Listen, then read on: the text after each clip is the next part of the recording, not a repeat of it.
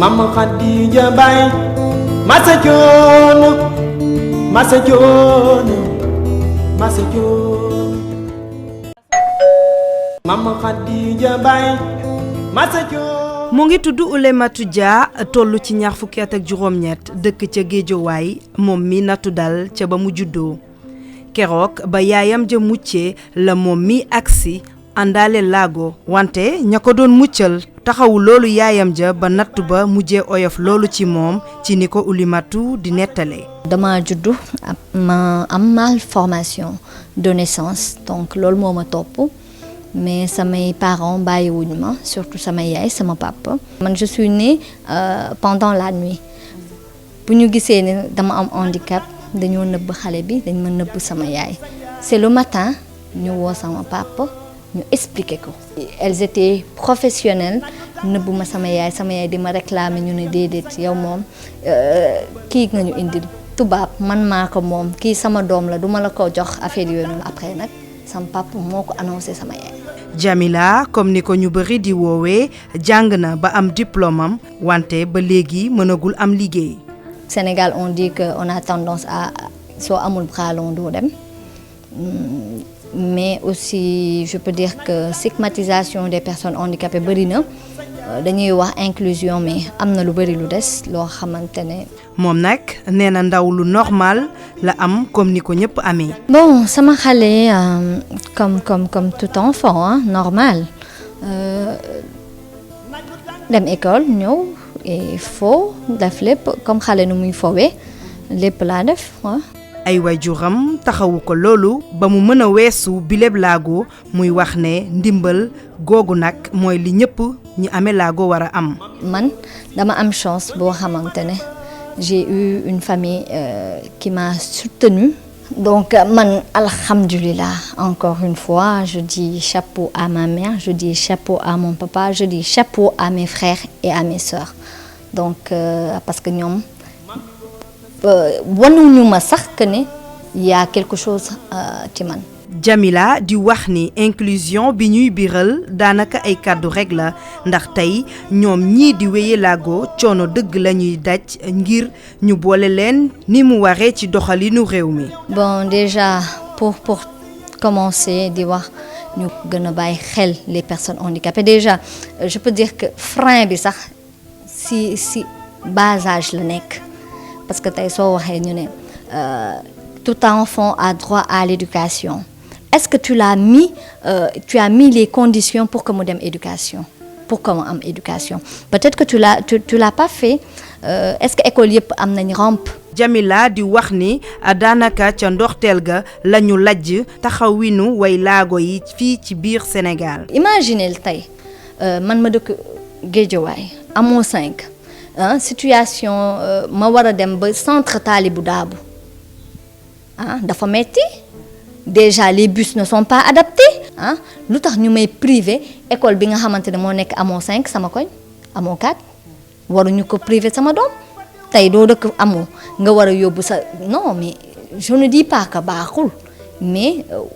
xam nga tey soo waxee centre Talibou Dabo yow yaa ngi exclure sax nit ki ci société bi parce que yaa ngi koy wax benn école spécifique nga war a jàngee yow déjà bu nekkee INEFJA yaa ngi koy privé amour maternel am yaa ngi koy privé amour fraternel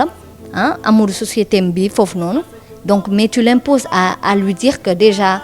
toi tu n'es pas comme nous. Dieynaba di wax ni du ŋàññi kenn kuy tàllal sa loxo di yelwaan waaye nag àndu ci benn yoon. tey tu peux pas parler à la place de l'autre xamoo tey lan moo ko jàpp ba muy dem. di dem ci buntu koñ beeg wala di dem ci mbedd bi di yalwaan tu sais pas sëgam nag da ngay gis ay nit yoo xamante ne dara dalu leen ñuy taxaw ci feuille di ñaan di la wax maa ngi nii dama soxla paas ak affaire yooyu noonu sëgam nit yooyu noonu ñoom ñooy am loolu rawatina nag une personne je peux dire à mobilité réduite. sunu tukuleur bi nag jàpp ni kenn rawul ci laago ndax kat kër goo dugg daanaka fekk ko fa. je ne dis même pas ci famille. tey Ndeye Marème yow borom dundin xam nga même tey soo ko amul sa kër am na sa benn xarit walla sa benn collègue walla sa benn connaissance tey man mi xam nga ma donc doo wax Jamila elle n'est pas de ma famille loolu c'est impossible d'autant plus que on dit que au Sénégal benn bopp la kenn mënu koo xam ñaar alors man je trouve au Sénégal téeméeri bopp la nañ ma baal. laagom bi nag dajeek ay waajur yoo xam ne dañoo néew doole loolu tax sax ba mu nekkee ndaw ñu daal di koy mujjee dénk kër sœur yi nga xam ni ñoo ko taxawu ba tey mu mën a doxaat. daf ma joxe woon ci sœur yi tu vois 90% de la population ñuy am des personnes en situation de handicap font partie des familles démunies donc xawoon na metti plus que may caat da ngay fekk parent bi papa ji sama papa damay judd rek presque mu jël retraite donc il ne pouvait pas ñëw pour affaire charge hospitalier yi c'était difficile. Jamila doxam bi nag su xawee yàgg tuuti da koy xaw a sonal su weesoo loolu nag du am lenn lu koy sonal ndax kat moom nee na du nangu kenn ku ko teg stress. bon peut-être dox bi je peux dire que su may dox ci suuf bu bari loolu dinaa ko sentir mais à part loolu bon c'est parce que ça fait partie de moi en fait dama ko sentir mais de temps en temps su ma doxee par exemple lu bari nga poids bi day wàcc ci tànk yi donc day xaw a metti. non bu ñu nangu ñu ñuy teg stress. waaw suñu xol di fees yow nga jóg def fees dama ko def dund loo fekkee. waaye ak lu Jami dëgër léeg-léeg mu dund ak ay nit loo xamante ni nii day metti mais nag nee na du tax benn yoon mu bàyyeeku. Au Sénégal on veut te tuer vivante du jam la paaka wala jox la ay garab rey la non déjà faux espoir lañ lay gëmloo nax la mooy nit ki xam si loo gën a bëgg a émerger di la si gëmloo loo xamante ne du am. tey su ma ñëwee wax la benn affaire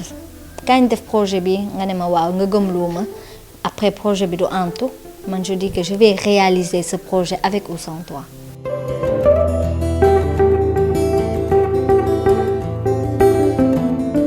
dama doon am feneen fu ma doon déposer ma teel a yeewu xam nga embouteillage yi rek maa ngi toog ci taxi bi def sama bopp bi ba mu rafet tu vois waa ji di ma xool ma ne mais attends kii kan la may xoolee nii tu sais qu'est-ce qu'il a fait ah dafa rapproché otom bi ba ci sama taxi bi rek glissé ma carte de visite bi ma ni waa ji commencé di wax rek ma ne ko ah ben envoyé que message moi je suis à mobilité réduite hein.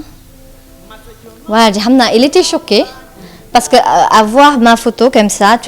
tu sens pas xam naa ba tey gëmu ko quoi mu envoyé ma message mun ma j'ai envie de te voir après gisee woon nañ après xam naa ne pour mu gis ne man je m'assume j'ai pas peur de lui j'ai pas peur de sa réaction après ñu nekk ay xarit c'est l'homme qui a peur sinon y a rien dans une relation ça passe ou ça casse et puis c'est tout. bokk ci ay géntam dund ba doon présentatrice télé bu mag waaye nag nee na saa su nekk rek melokaanam bi moo koy gàllankoor. quand je dis que lii dama koy def yow mënoo muus ko waane ba Jamila du ko def je suis têtue. bu ma commencé ma ne damay nekk présentatrice affaire yooyu noonu sama waa classe yi dañ na doon reetaan ma ne leen man je serai une présentatrice ah bon ma ne ko waaw toog ma déposer télé bu ma xalaat dem kenn du ma faale des fois dañ may bule bu rafet xam naa ne lii nag bralon fii la mën a yem xam naa pied-long moo ñëwul nag mais nag comme que pied-long ñëwul man je vais faire ça à ma façon dinaa ubbi sama chaîne YouTube dem def sama émission moo duggal sama YouTube. Jamila ay rangooñam di tuuru su xelam delloo si waajuram bu góor bi nga xam ni nee na fekkewul dara ci dundinam. sama papa xam déjà man maay caat si sama côté yaay te su ma gisee benn nit papam di ko épauler damay xalaat sama papa. ndax bu du woon dara waroon na fekkee au moins fu ma commencé di def samay bëgg-bëgg fii la ma tegoon man mun naa wax ni sama papa man la gënoon bëgg ci doomam yi c'est pas peut-être que dama nekkoon une personne en situation de handicap non peut-être dafa amoon lu mu doon gis loo xamante ne waaw bëggoon naa daal mu fekkee tuuti. ay mbébétam doon dund ba am yëfi boppam ngir mën a yaatal taxawu bépp ñoñam. Jamila tey bëgg na genre xam nga tout à l'heure je t'ai dit que j'étais secrétaire caissière de formation ou benn affaire boo xamante ne ça sera propre à Jamila du mu am liggéeyam boo xamante ne ça sera secondaire fekk du affaire télévision kese. soxna si nag laagom bi yàqul dara ci ak njigéenam waaw Jamila lépp lu jigéen di def rekk ci biir kër da koy def. côté tâche ménagère je fais tout. damay toggee gaz des fois nag ma def cuisinière mais cuisinière dama am benn banc et arrête et kii nag mu ngi dugg ci sama vie privée nag damay def benn banc te xoolal et xaaral vu la technologie dina am benn cuisinière boo xamante ne ça sera adapté pour man attention Jami di ñaax mbokki ndawam yi ci gëm seen bopp te bañ a xàddi benn yoon. L'État ne peut pas tout faire yow état nga man état la parce que le fait que nga yeewoo ci dëkk rek le fait que nga nekk ci kër rek état la ndax kër soo xëyee il faut nga defar ko raxas ko defar ba mu baax lekk añ kii loolu état la. bëgg sa bopp état la donc je peux dire que ne état mënul satisfaire lépp mais war nañu gën a gëstu tamit ndaw yi la jeunesse parce que jeunesse mooy avenir u dëkk si la jeunesse est dëkk bi kon xam nga ne du dem. doon loolu ku bëgg boppam Jamila dundam yépp ci defaru ak toppatoo boppam la ko tënk.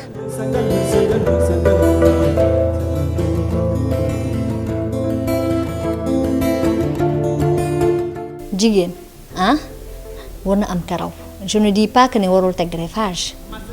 wala warul teg perruque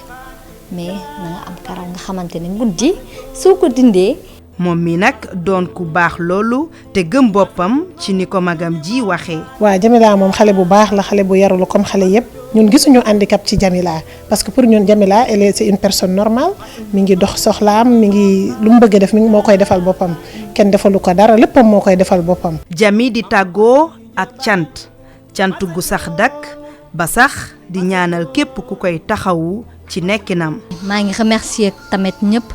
di ñaanal Sénégal jàmm sax si di wax ne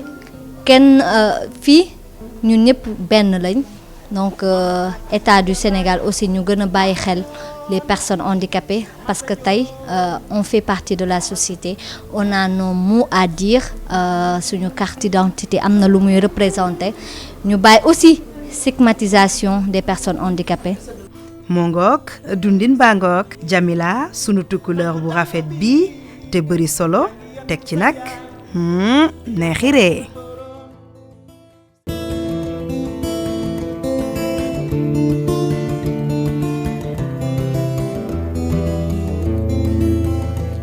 Mama Khadija Bay Massa Joono